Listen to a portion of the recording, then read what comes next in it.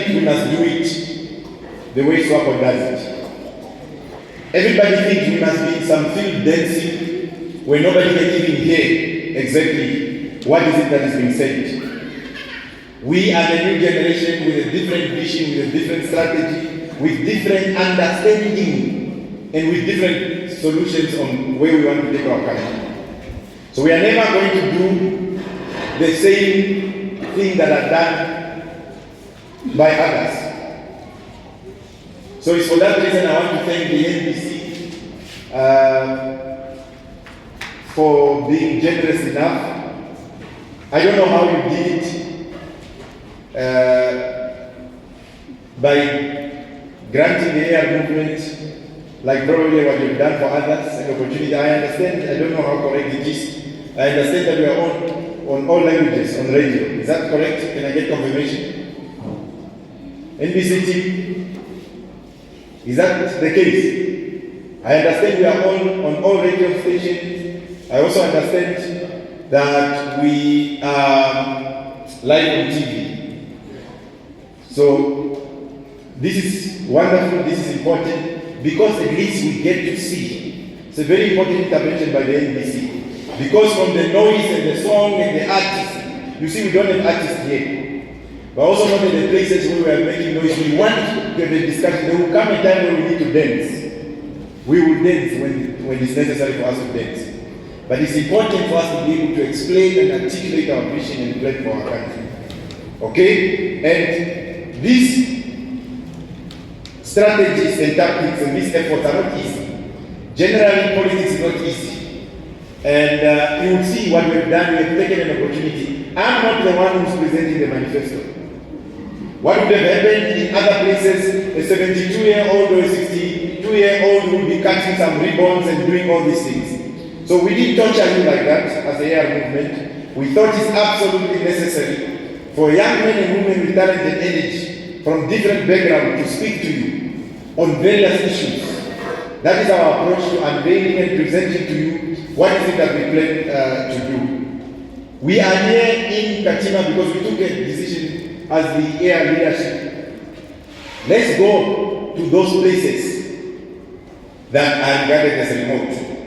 Let's go to those places where there are not many AR activists. Let's go to places so that we can give our message.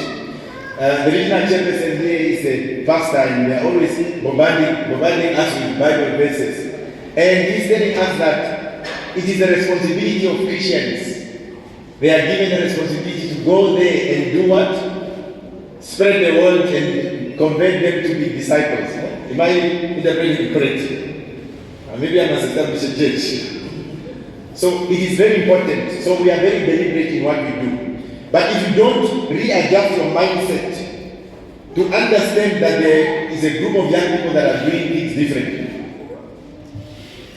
you will not be able to understand what is it that we are doing and what is it that we are trying to do. So we don't think it's important for us to get an artist from South Africa and pay 500,000 when we can use the same amount of money to help and assist our people. So campaign is difficult for young people without resources. Campaign is very difficult when you are not established properly. Campaign is very difficult when you are dealing with a corrupt machinery. We don't have money from the Chinese. We don't have money from the Zimbabwe.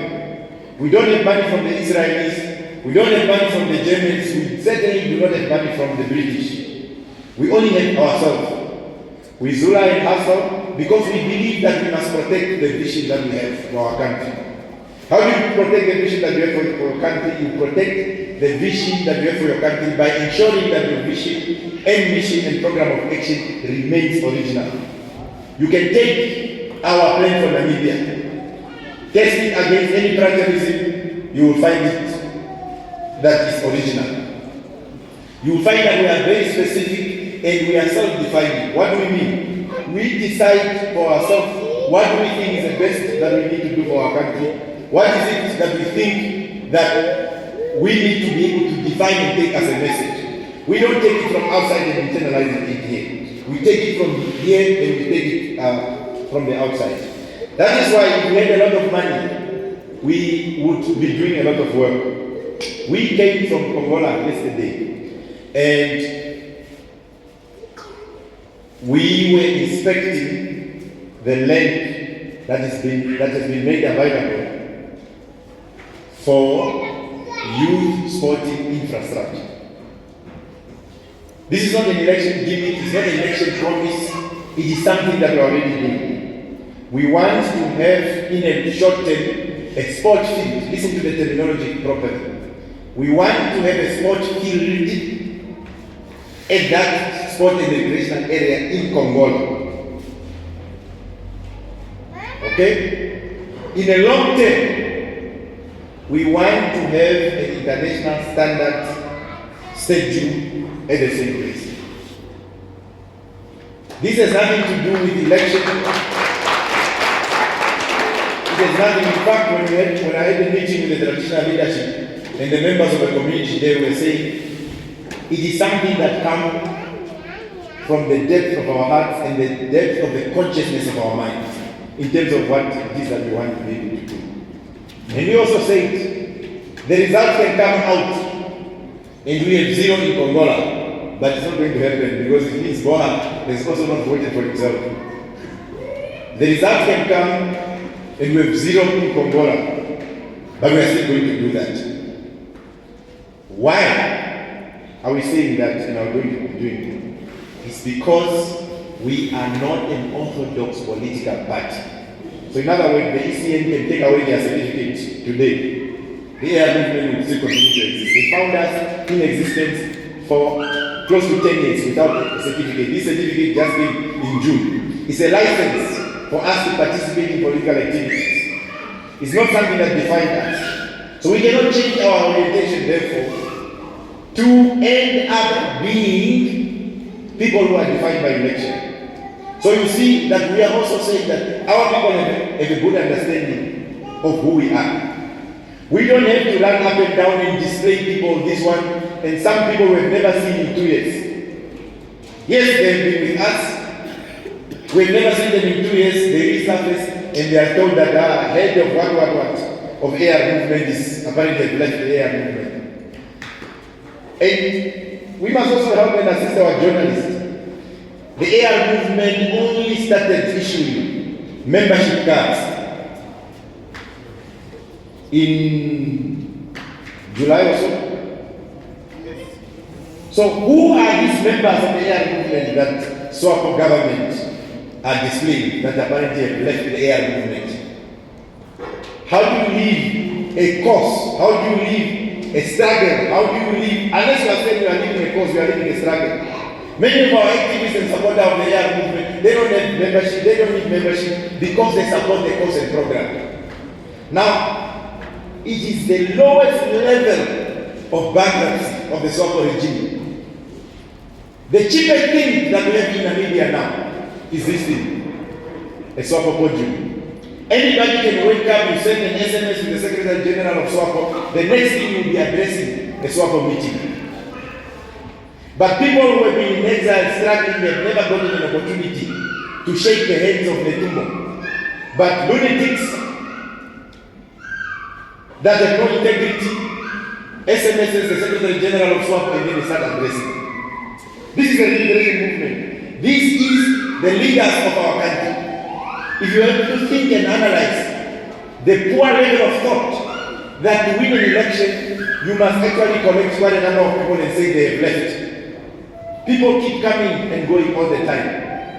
From the president or a person who wants now to be president, to a secretary general, to cabinet ministers and all these people, for them to apparently even welcome people without actually doing the background check. Interestingly, the discourse is actually flipping, because some of those people that they are welcoming are actually exposing the very organization. They say, no, I've never left. That's what they are saying. It's actually exposing the very system. Now, you are saying you are welcoming these same people to say, welcome back, they've left AR, these are AR members, and what. But there is nobody who has produced a single card of membership of the AR movement.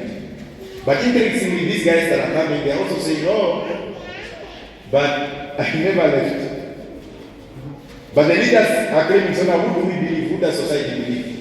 We are not necessarily concerned about whether it is that is moving or coming and going.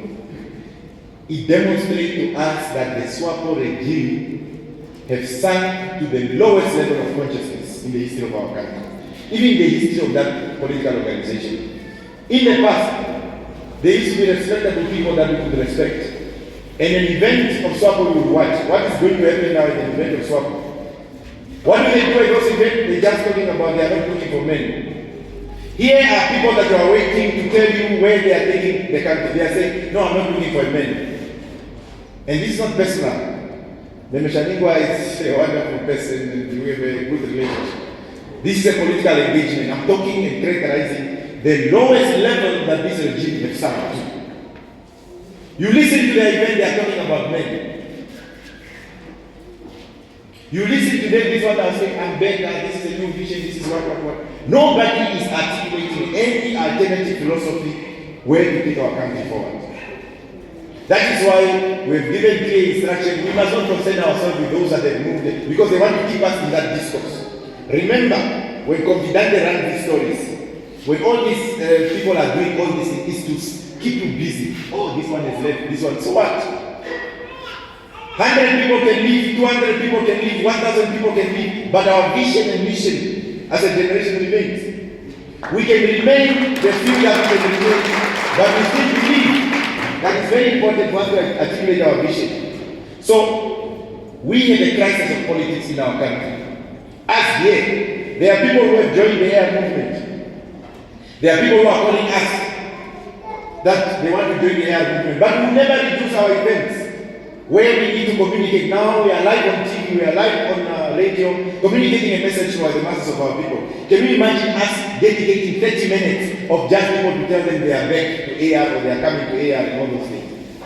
Because we have not sunk to the lowest level of consciousness. It is very important to explain ourselves. I'm going to this great length to explain ourselves because of the crisis of politics in our country. That crisis of politics has also led to journalists in the media also thinking that the way to conduct politics is a SWAPO way. Everybody thinks that you must conduct politics in a SWAPO way. Everybody thinks that, when are you having your rallies? When you are having rallies, people, you can't even listen. And some people come there to propose girls, but who are in SWAPO meetings? Some guys are calling, there's a girl that I like and she's there in those SWAPO meeting, so I'm going to make a plan. So where can I get the SWAPO t-shirt?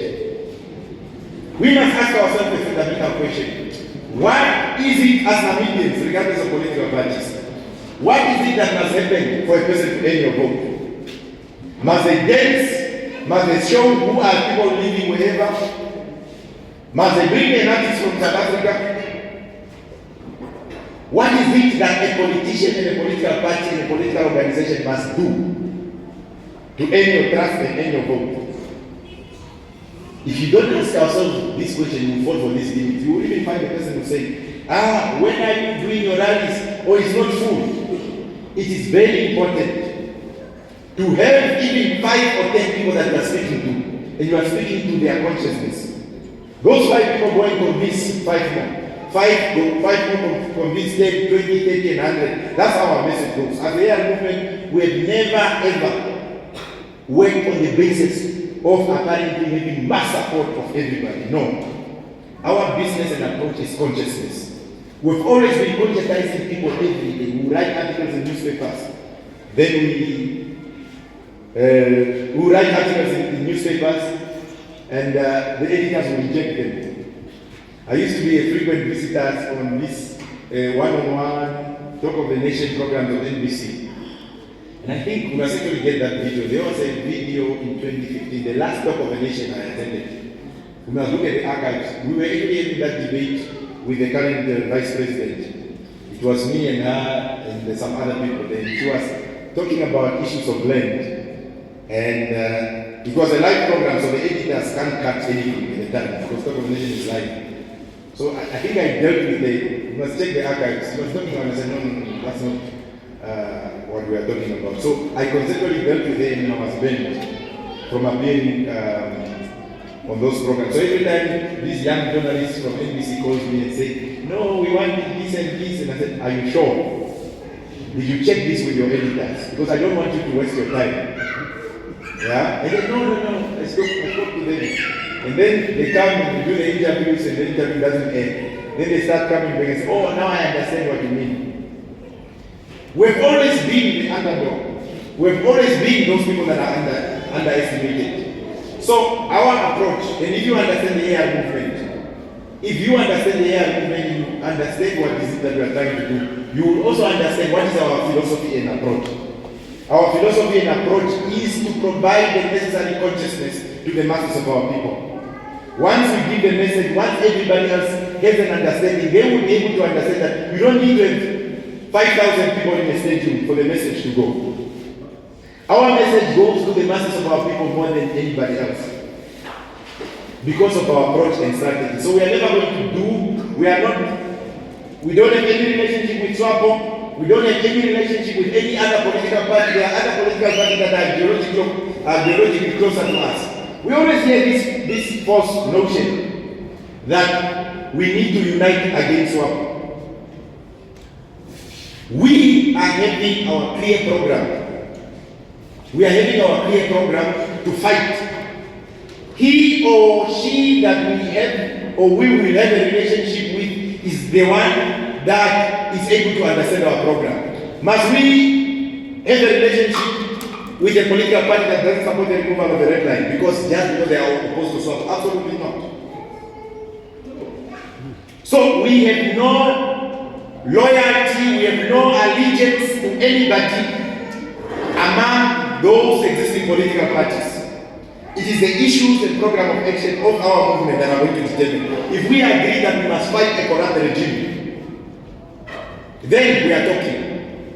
There is not going to be any free lunch here. We are not desperate to be in power. We are preparing, of course, to take over the country, but we are not desperate.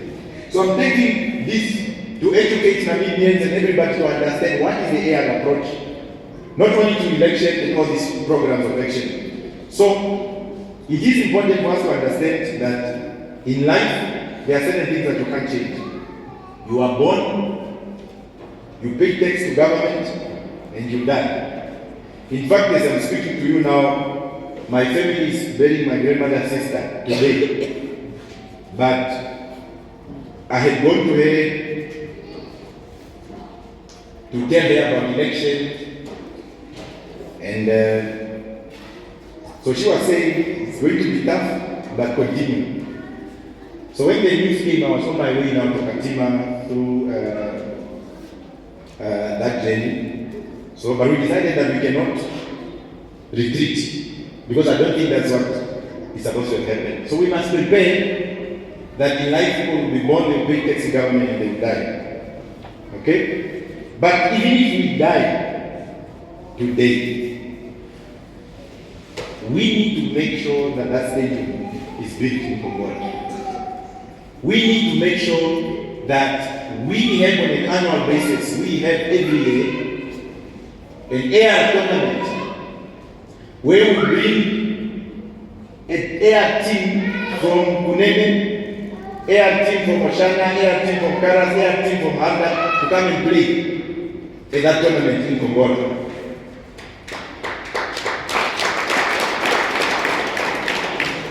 And when we do that, we will then, even at a smaller scale, contribute to the growth and development. And I know it's becoming a settlement, it's not already a settlement.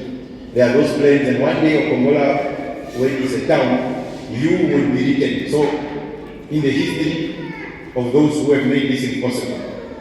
So we are planning and hoping to bring the excavators and graders to just clear the keys, so that already we can begin to fence off the area and do all the logistics that are needed there and then. So AR exists as a radical movement of the left that is interested in repositioning our country and our society and the consciousness of black people. Because what the colonial project has also done, it has defocused and misdirected the consciousness of our people. We need to reposition that consciousness. We need to reposition our country so that we can begin to think clearly. So you see, I'm dedicating much of our important time to just be able to explain. Because some of you are saying, on Saturday people are in church and they are not going to come, and I was laughing and said, yes, campaign is difficult. It's going to be very difficult. Because the journalists are going to judge you on the basis of the method that the so-called regime is using and everybody else, because they think that's what politics is. But politics would also be the prayers that our pastors are praying for us in church. Politics would also be what the messages that the journalists and everybody else is sharing. Politics would also be what we are talking about at weddings, at funerals. It could also be what we are saying to each other as neighbors there and then. Activists and fellow Namibians and everyone who's following, having understood our approach, we are really just taking time for you to understand our approach so that you don't think we are weird. There are two things that I want to share with you today. Because our plan has been presented to you by young men and women with talent and energy. You have been following what they are presenting. It has been released on social media pages. We probably need to create a link. The communication team, please make sure you create a link so that the link can be shared. People to download it from Facebook, Twitter, and other places there.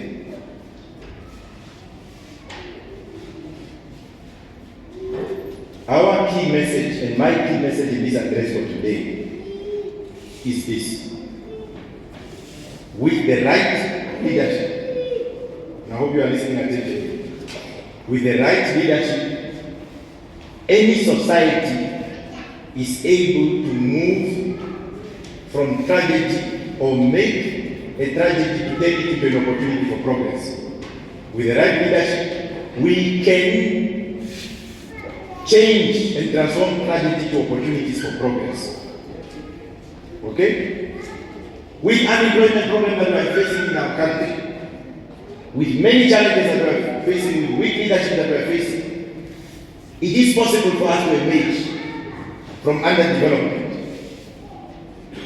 There are many countries that have also succeeded in getting where we are. And pay particular attention. The first thing that I'm going to attempt to introduce you is what is called Help movement. Help movement. Help is an Afrikaans word that means helping each other. Okay?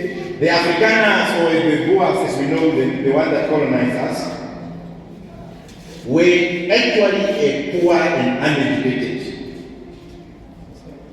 Just like our people have been uneducated in terms of the modern context. Because we've always had education. So the Boers and Afrikaners were at one point poor and uneducated. In fact, they created a term that is called Arambo. Yeah, like the Boers that are apparently doing a lot of shame. At one point, a vice chancellor of the University of Cape Town during those colonial times was actually saying that this thing of poor Afrikaners is such a shame and an embarrassment to the white race. Okay? So they were poor just like black people are poor today. Uneducated, working at the farms there, living in rural areas, while the British were the ones who were in town in South Africa. How come the Afrikaners were able to abolish themselves from poverty and underdevelopment? What is it that has happened? Two things happened. The Afrikaners themselves organized themselves as a people, and they uplift themselves from that poverty with the right leadership. They were able to turn their tragedy into opportunities for progress. But the Afrikaners were also able to use the system, the white system was also able to help and assist them for them to be where they are today. In fact, the white people in America were even very angry and disappointed about this problem of Afrikaners, such that the Carnegie Foundation sponsored what is called the Carnegie Commission to study the solution to these poor and uneducated Afrikaners. Now we are talking about that period even before the National Party took over in 1948. So the white solidarity and white institutions in America wanted to ensure that they don't have this problem of white people who are poor. But remember, there was what is called the Anglo-Boer War. Anglo means the British. So the Boers and Afrikaners were fighting in South Africa from the late 1800s to about 1902. That war devastated the Afrikaners. Their farms were burned down, and I think more than 20,000 people died during that war. So the Afrikaners were very angry during that period. So when the government of the Union of South Africa in 1914 to 1915 came now to Namibia to support and fight on the side of the British, the Afrikaners were very angry. They were very unhappy about their government fighting on the side of the British that just killed them a few years back. So Afrikaner youth started rebelling against the government. When they started rebelling against the government, they were defeated, and all those so-called rebels, they were fined and given prison terms if they don't pay that. So many youth and many children were facing those fines. So they needed now to find a solution. What do we do? Do we allow our children to go to jail, or we do some intervention? That is how and when the car movement was established. So they needed to gather a lot of money in order to pay those fines. At the end of the day, a lot of money was collected, more than the fines. Now, because there was a lot of money, they now needed to discuss and say, what is it that we are going to do with the leftover money? What is it that we are going to do with a lot of money that we now have in our possession? The Helpmekar movement went to build universities. Victoria College was transferred and transformed from Victoria College to Stellenbosch University. Stellenbosch University is now in the top 5 universities on the African continent. But it was established and properly orientated and properly institutionalized with the funds that came from the Afrikaners through this Helpmekar movement. Just like what we're doing with the air movement, trying to help our people, the Afrikaners had the Helpmekar movement, which they used to establish universities. The Helpmekar movement also went to establish Santam, the insurance companies where you guys had policies. It was a poor and uneducated Afrikaners who formed the Helpmekar movement, and that movement went to establish Santam, where you had those policies. The Helpmekar movement also went to establish Sanlam. The Helpmekar movement also went to establish AFCOM.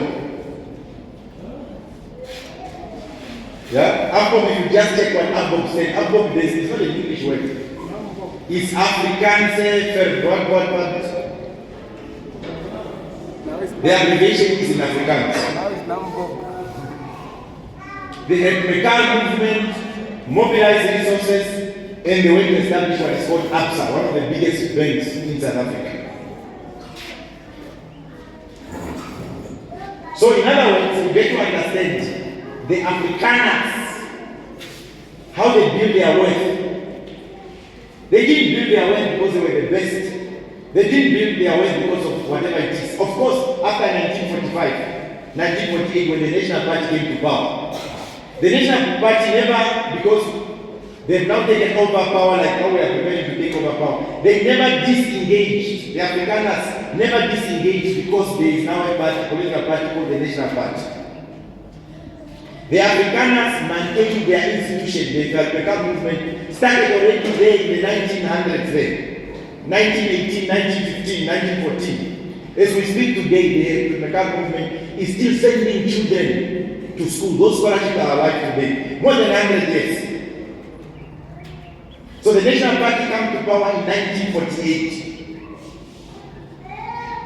the Afrikaners get to power, Verwoerd and others, Louis Botha and others, and they get into government, PW Botha and others get into government, but they still have their institution which went underground that is called the Blue Bond.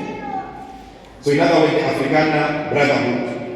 It was an underground institution that actually determined, obviously it's a corrupt institution, but it determined who gets appointed where. So they organized in such a way that let the politicians go to government, parliament and cabinet, but the Afrikaner interest must still be protected and defended. So these stories that you hear about people being hardworking and all those things. So the empirical movement accounted for the economic power and status of the Afrikaners that we see today. But of course, apartheid also assisted them. Of course, the white system also assisted them. Because, for instance, between 1920 and 1930, more than 20 million hectares of Namibian land has been given to these poor and undeveloped Afrikaners. Remember, I indicated to you that they actually commissioned a study to start to understand this white problem, the poor white problem. After that study, one of the recommendations was that no, these poor and uneducated Afrikaners, the solution to this problem of poor and uneducated Afrikaners is to give them land. Where was that land identified? In Southwest Africa, in Namibia. So those Afrikaners that got the farms, they never got them because they are hard workers. They got them as a solution to solve this poor and uneducated Afrikaner, in other words, the Arab problem. So the state, the institution, was at the same time assisting the agenda of the Afrikaners.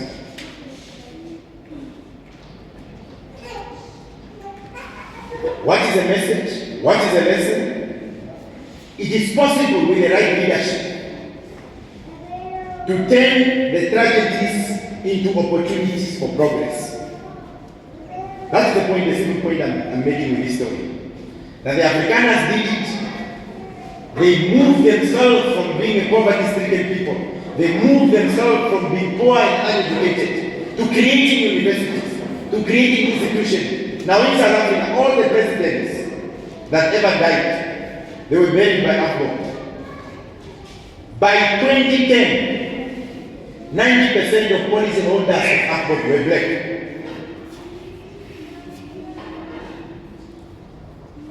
So it is obviously understandable. Why do you think a millionaire must have a funeral cover? In order for you to have 10,000 when you die, you already have $1 million in your account, but you have taken out a funeral cover. You are a rich guy, and we indicate them on which page of our manifesto do we have all these laws? Page 21. We have categorized two sets of laws. The first set of laws is the laws that we are going to be introducing. So in other words, those laws don't exist. Okay, the first part, they under B. Those laws don't exist, so we want to introduce them. But there's also a second set of laws that have been passed that need to be reconsidered and amended. So for instance, our legal team is telling us that our criminal procedure, is it POCA or Kavetu, is it POCA or is it the one where a police officer can just write an MTC? So they amended the Criminal Procedure Act within 2 weeks. They didn't even consider it. What actually happened, any police officer, in the past they needed to go to approach a magistrate or a judge. Now, they no longer need a court order. Any police officer can be paid by your opponent. Then they just go to Telecom and they ask for your record. Any police officer can just write a letter and say that I'm apparently investigating this, give me the bank account of this person. But the Constitution talks about the right to privacy. So white people gave this weak parliament and told them that we want you to pass this number of laws, apparently in order for you to avoid being grave listed. These weak parliamentarians stood up, at least Abed Kawana, for the first time he was useful in his life, he stood up and said, he said that what we are doing is wrong. We are entertaining foreigners with these things. At least he was brave enough, he's there on record saying what he said. All those 13 bills were passed without consideration. Now, even when your grandmother or your grandfather or your uncle gives you or donate a cattle, you must apparently be able to justify it. When you get a goat, you must be able to justify how you got that goat. So they are actually taking us further and further to sink into a white society, as a black society and a black community. So those laws that have been passed irregularly, the AI movement is also saying that we are going to change them and we are going to ensure that it doesn't continue like that. So this plan for Namibia and all those things that we are actually articulating in terms of what is it that we want to be able to do, you will be able to read for yourself. We encourage you to read, not necessarily what people are reporting. Yes, journalists are going to say in writing, AI is saying so and so. For instance, we are simply saying, all this, we always hear about women empowerment and they are all talking about CEOs. And I want you to follow this. This thing about 50-50 and equality is not about ordinary and poor women. It is always about the perfumed women. It is always those managers that want to be CEO. It's always about those ones that are higher up there. You could actually see that it's a gimmick that is used for the career growth of some other people. If we are only interested in empowering women, why is it that women empowerment policies don't find themselves with the poor women? It's always to say that, no, we also want a woman president, we also want a woman CEO, we also want a woman. Why is it that they don't complain that women are being chased by the police officers by municipalities? It's predominantly the vendors that are chased by the police of all local authorities in Namibia are predominantly women. The people who sell junkies there are predominantly women. Why is it that we also don't say we also want this woman at that level? Why do we always want a woman president, a woman CEO, a woman what? Why is it that it's come that we also want a woman manager for community development is amazing? Why is it that it's never articulated there? Go and look at the councillors, local authority councillors, out of 121. Out of 121 local regional councillors, how many of them are women? And they are not concerned about that because it's not president, it's not ministers, it's not CEO. So this women empowerment thing is just up there for those ones that are doing for themselves. To say, oh, now we must advocate for this. Women prime minister, women what, things like that. In our plan for Namibia, we're also saying as an intervention, if you are unemployed, you give birth to a child, at least for the period of 1 year, there must be a grant to help you to bring up this child. And some people, when we're doing our internal research and also just sharing the manifesto to test the reception of the ideas, and you see people are talking about it. Yeah, but what are you trying to promote? There's a generation of people who are in exile, who went voluntarily to fight for the country. But they get a 2,300 or something like that as veterans. Because of something that has happened historically. Now, doesn't mean matter, you can be. Send me over, I'm sure you get those veteran status. Kwamba gets those veteran status. So, our empowerment policies and all these things, including grants, are usually just at high level. So, we want to introduce a grant for unemployed mothers. Because you are there, you are employed. You get your child, we will not give you anything. So it is important for us to understand that our plan for Namibia operates at a strategic level to give a strategic direction to the country. Where are we going as far as development is concerned? So, if you are giving a tender for somebody to supply food at Katima Mulilo Hospital, so when we are talking about import subsidization, industrialization, this is what it means. We know that the food tender for schools is 3 billion. Okay? What this government currently do, they just advertise the tender, tenderpreneurs get the tender. After they get the tender, they go and source the food from South Africa. No one checks where they're getting the food anymore. So what we want to do with this concept of import substitution industrialization is to say, okay, we have $3 billion tender. There are people who are having the current $3 billion tender. We have the money is available. Okay. As a president, as a government, you say, okay, in preparation of the next round of these tenders, DBN, I want you to fund people that are going to produce cabbages. Okay? If you are going to be producing cabbages, if you already have land to produce the cabbages, and you need a machine, and you need water and what, we'll get DBN to fund you on one hand. When that happens, this guy who's going to get a tender, you are required to sign an agreement with this guy who's producing the cabbages. You are not going to be bringing in any cabbages.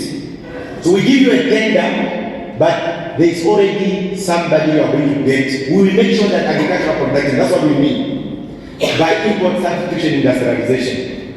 If this junction that I was showing you now, we target and see those 80% of the products that we are importing from South Africa. Because if South Africa processes their borders today, our country will shut down. So if you are a serious president, if you are a serious government, if you are a serious parliament, you should be able to say, For this again is a very simple, I never understood why the Soko government never did it. The food tender for the schools, about 3 billion. The food tender in defense to supply the bases, it must be another $1 billion tender. The food tender to supply hospital, those are multi-million-dollar tenders. But also here that we hear people are talking about poultry and chicken and things like that. Somebody got a tender to supply eggs. He simply told me, no, even if all those guys that are producing eggs in Namibia, they will never be able to feed the market. Then I said, oh, what? But we always have all these guys that are doing poultry. No, they said, no.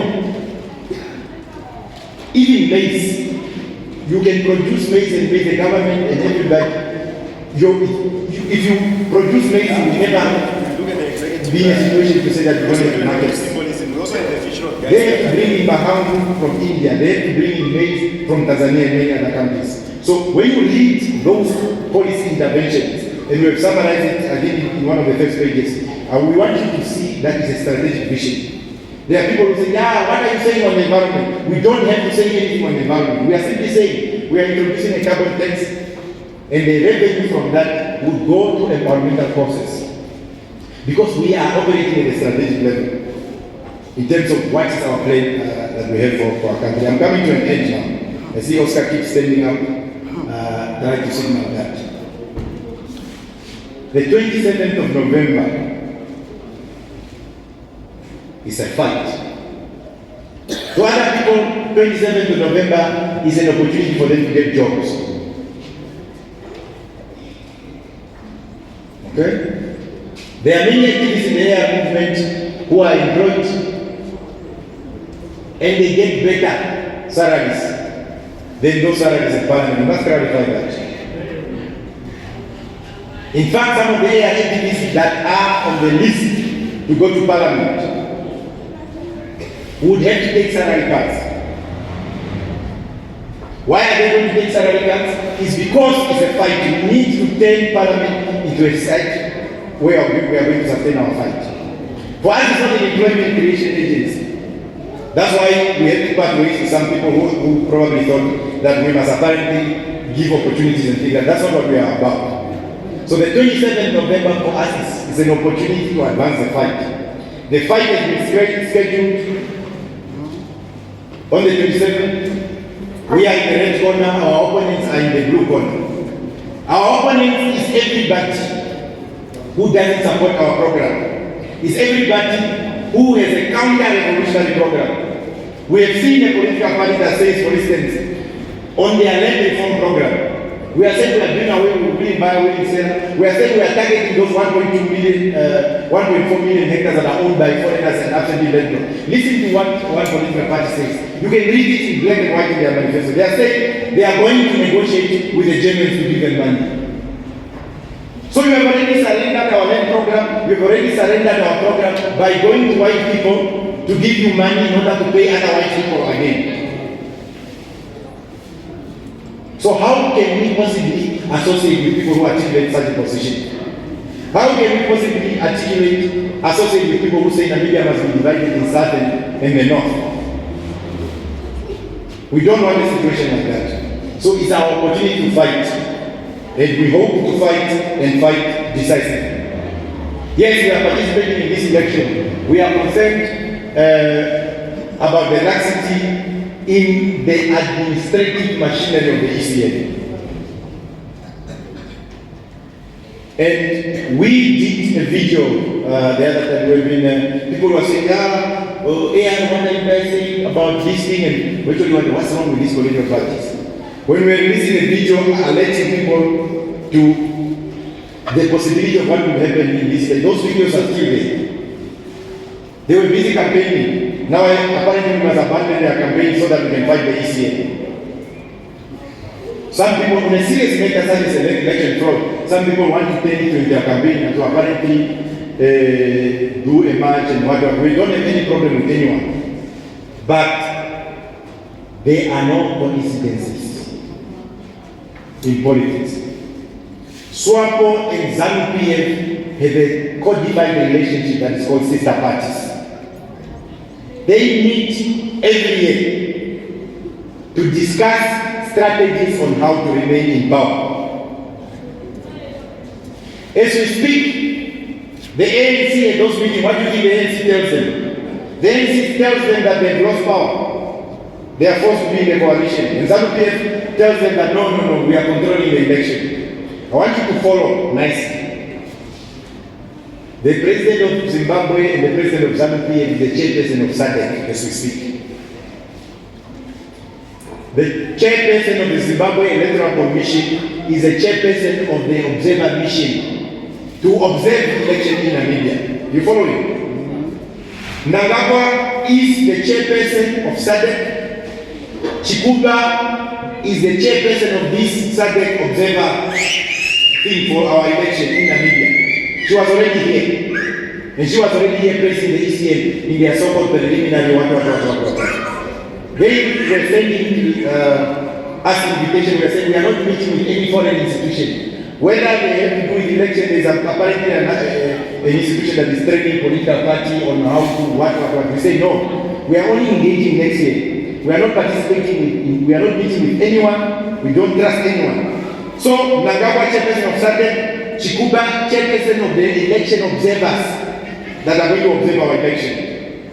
Chikuba is the one who gave a tender to a South African company to print ballots. And when that South African company got paid, they transferred the money to a company owned by this. That they say, what's the name of the guy? This guy that they are writing about, the one who's always on social media with it, showing photos, who's a member of ZANU-PF. You see, chairperson of SADC, ZANU-PF, this one, then they give a South African company that, so the money continues to flow like that. Utoni Mioma goes and have a private meeting, they confirm that it's a private meeting, then. The son of the president come and donate to SWAPO. 2.4 million, 2.5 million. So clearly, we are not under any illusion that they are no attempt to rig this election. As far as we are concerned, there must be a transparent process to run this election. How do you give a tender? Don't you do due diligence? What is actually happening in our country? This story about the corruption in Zimbabwe is not something that is far away. That process started between last year and this year. It's not a new thing. So what is actually happening here?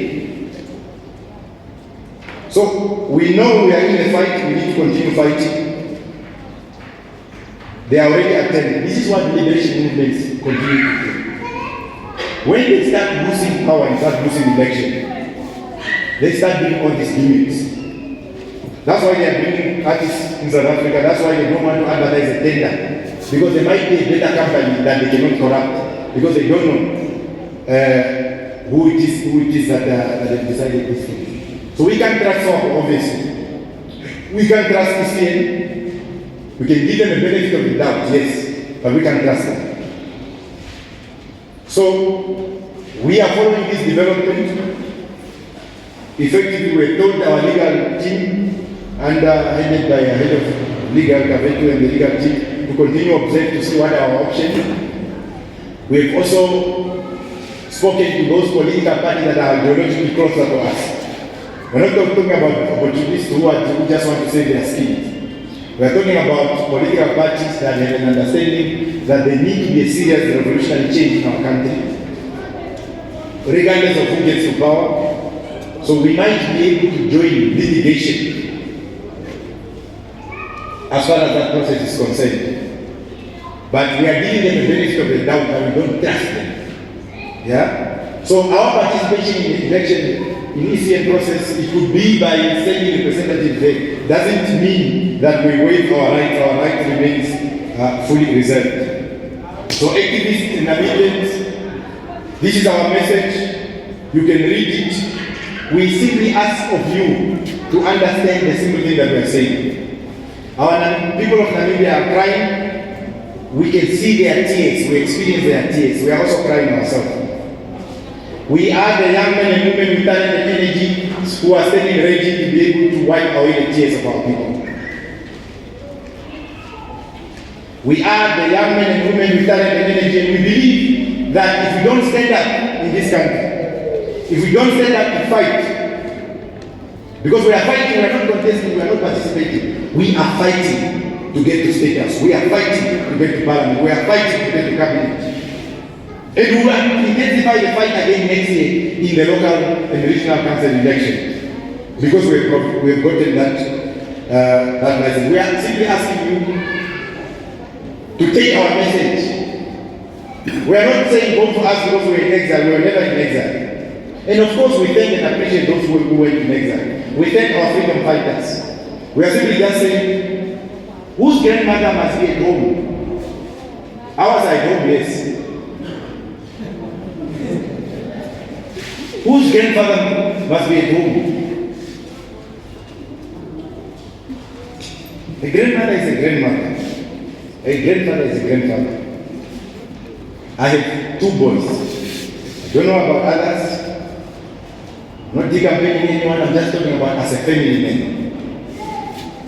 I go to bed and I'm thinking that, man, if I die, what will happen to my sons, my brother's sons, my sister's sons? That's what keeps me up at night.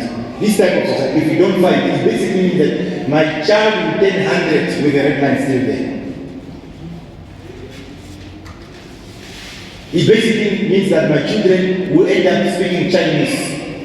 My grandchildren will end up speaking Chinese, and they will not be speaking Oshindong or Shingajera. My wife speaks Shingajera.